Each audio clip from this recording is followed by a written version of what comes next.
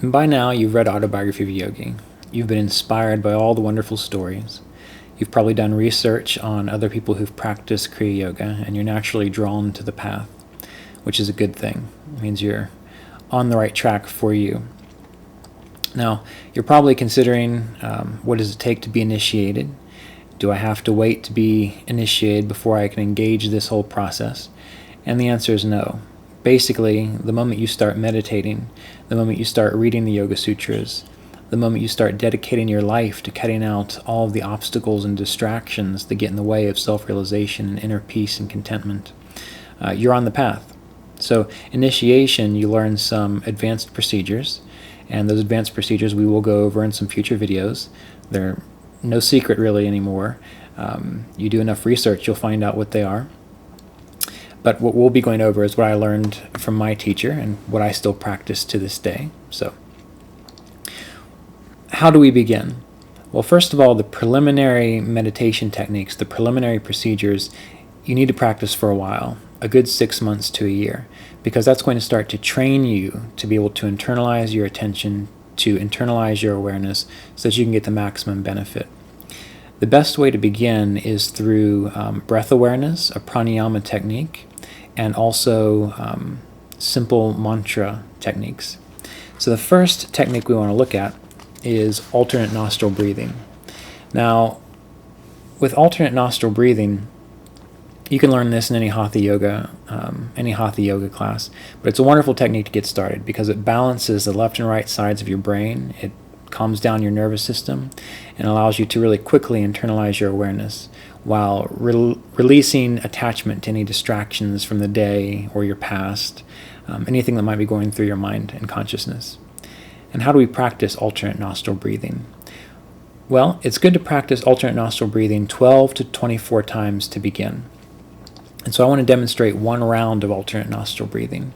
Essentially what you're going to be doing is closing off one nostril while you breathe in through the opposite nostril, then exhaling through the other nostril, inhaling back through that same nostril, and then exhaling again. So if I practice, I'll take my thumb, I'll close one nostril, I'll inhale. Inhaling through this nostril, then I close off the opposite nostril, exhale through the opposite nostril. Now I inhale back again through the same nostril, close off the nostril I just breathed in from, and then exhale again.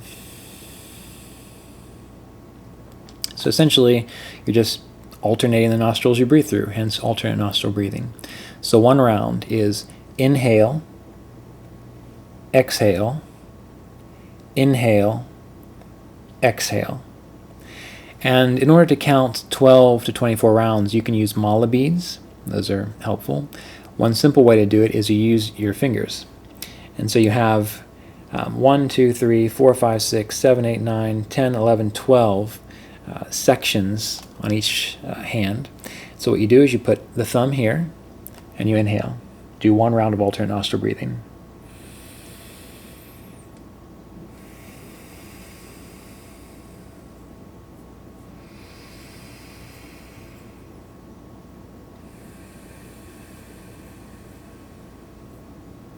That's one round.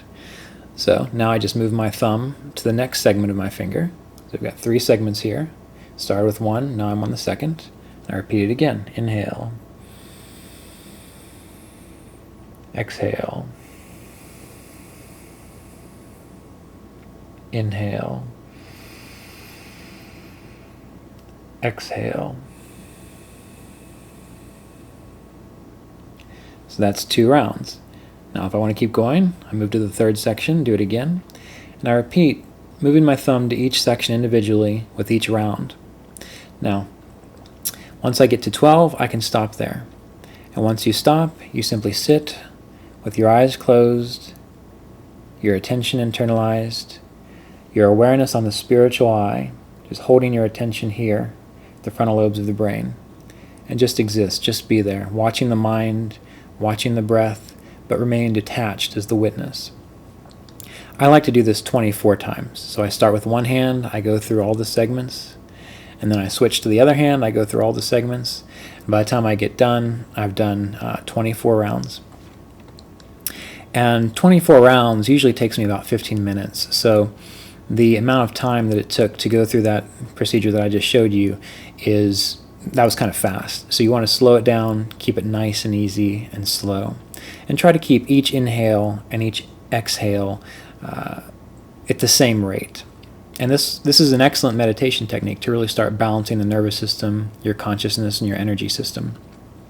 And if you do it 24 times, that's 12 to 15 minutes of meditation you've already practiced. So that's step one. And this would be step one in your preliminary meditation practice, preparing for Kriya Initiation and the higher techniques. Now, once you've practiced the alternate nostril breathing pranayama for 12 to 24 rounds, then you just want to sit quietly with your awareness within, your attention on your spiritual eye center, for as long as you can comfortably. If your mind is overly active and you need another technique, no problem, that's just fine. So the next technique you want to use after alternate nostril breathing is a technique we call sushumna breathing. And this is all in the book, Kriya Yoga Continuing the Lineage of Enlightenment. These preliminary practices are all there. And so what you do is you bring your awareness to your spine, from the base of your spine, all the way up through the spine, through the neck, to the crown, and feel as though you're just aware of your spinal column. With your eyes closed, your attention within, you bring your awareness down to the base of your spine, and as you inhale, you're going to imagine that you're pulling a cool electrical current up through the spine, up through the back, through the neck, to the crown. Hold the breath for an instant.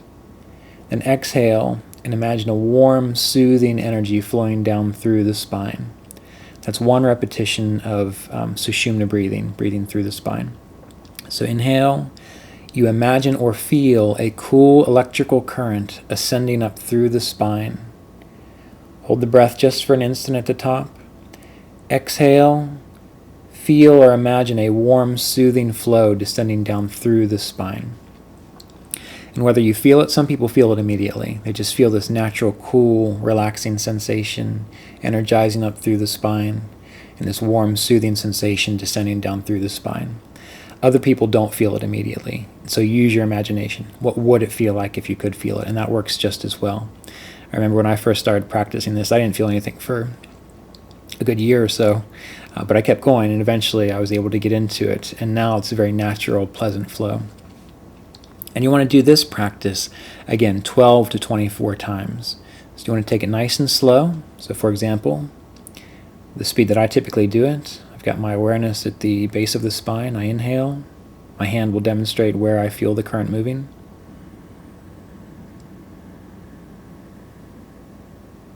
Up through the spine, I hold my awareness just for a moment at the crown, and then I exhale naturally. Imagine a warm, soothing flow descending down through the spine. Rest at the bottom, and then I repeat the process. And you do that 12 to 24 times. Start with 12. At the end, you want to pull that current all the way up to the crown. Hold the breath here for an instant. Now just keep your awareness here. Just hold the attention here and let the breath happen naturally. So you quit feeling the spine, you just hold your awareness at the crown. And sit again for as long as you can in the silence that was generated. We have to remember that we're all someplace different, which means that if I do it 12 to 24 times, I might go very deeply into a state of silence. When I first began, it was just tone down the silence a little bit, tone down the noise just a little bit, so it's just a little more silence. But anyway, wherever you are, stay there, detached, witness, observing, just being with your attention in the crown. That's technique number 2. These are the 2 primary techniques that you want to begin with to start refining your nervous system. And if you just did these techniques repeatedly for long periods of time comfortably while you were alert and awake, it's really all you would need to do. But you're probably interested in the advanced Kriya practices, which are very good.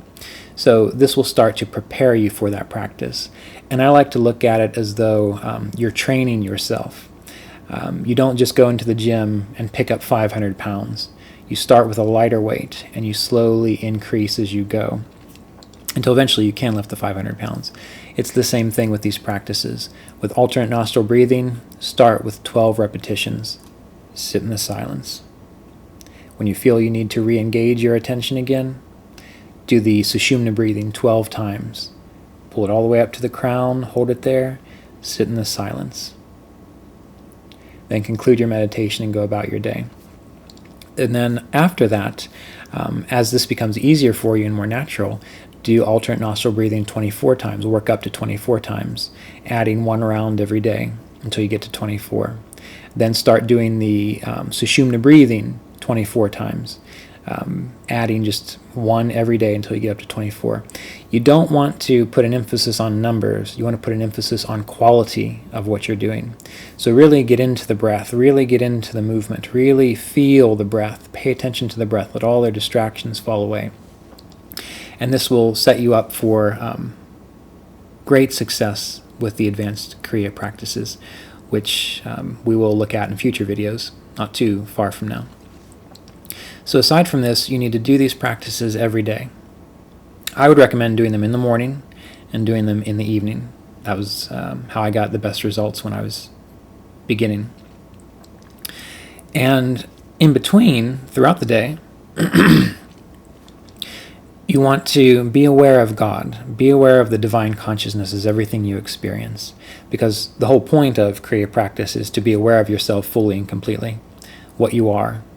Not just when you're meditating, not just when you're in a quiet place, but at all times. So when you're out in nature, pay attention to the sun, hear the birds, pay attention to your body as it moves. When you are interacting with someone, see them as an aspect of God, as the divine consciousness. Whatever you're doing, feel as though it is that infinite consciousness doing it through you. Really start to train yourself that in the back of your mind, you're always holding that sense that you are in and as God, this one infinite space, and that whatever you experience, you are experiencing God the divine. Whatever you are doing, it's exactly what God or the divine is doing now. And the more you do that, the easier meditation becomes. And the more you meditate, the easier this becomes, so it builds upon itself. And with meditation, you want to be very clear that when you meditate, you are giving your full attention to meditation. Because if you can't get rid of distractions when you're just sitting there quietly at home, what makes you think that you're going to be able to deal with distractions very well in the world when you're actually active? Remember, the whole point of this isn't just to be a hermit somewhere, but it's to be fully engaged in life while maintaining the state of inner poise, the state of inner tranquility, while knowing what you are. So take your meditation practice very seriously. Give it attention. When distractions arise, it's okay. Just let them go. Bring your awareness back to your breath. Have a set period of time. In the beginning, 20 minutes is perfect. Do your alternate nostril breathing. Sit for a while. And then do your sushumna breathing. Sit for a while. Set a timer. When your timer goes off, 20 minutes are done. Be thankful for the time that you had to engage this process. Feel as though that sense of peace is permeating the rest of your day, permeating the lives of everyone that you touch. And then just go about your day. And don't even think about meditation unless you're meditating. So once you're done meditating, forget about it. Maintain that state of peace. Go through your day. At the end of your day, practice again for 20 minutes. Go to sleep. As time goes on, you'll get better at it, and you'll be able to sit for 30 minutes, 40 minutes, an hour, 2 hours, 3 hours, and it won't be a drag. You'll very much enjoy it. It'll be something that you look forward to because you'll be able to very quickly access that state of inner peace. And every now and then, sit for longer, like on a Sunday or a Saturday when you don't have anything to do or you have less to do, and try to sit for 40 minutes if you usually sit for 20, or try to sit for an hour if you usually sit for 30 minutes. And you'll see that you go deep very quickly when you have more time to commit to it. So other than that, continue this process. Use these 2 techniques. Really get into them, feel them out, see how you can make them work for you. Get a copy of the Yoga Sutras, start studying the sutras, or refer to past videos on this channel. There's a number of commentaries on the Yoga Sutras, particularly the first and the second chapters. Contemplate what you learn. As you're going to sleep at night, contemplate what you've learned about the sutras. How can you apply it into your life? And this is how you really start to engage the process. And then your Kriya practice doesn't become something that you do once or twice a day. It becomes the foundation for everything you do, and it becomes the foundation for a very clear state of awareness. And in time, when you feel ready to learn the advanced Kriya procedures, that opportunity will be presented to you. And most of those advanced Kriya procedures are just a little bit of a, modification of these basic procedures. So by getting these basics down, then the advanced procedures are very easy. So have a good day, and I look forward to speaking with you again next time.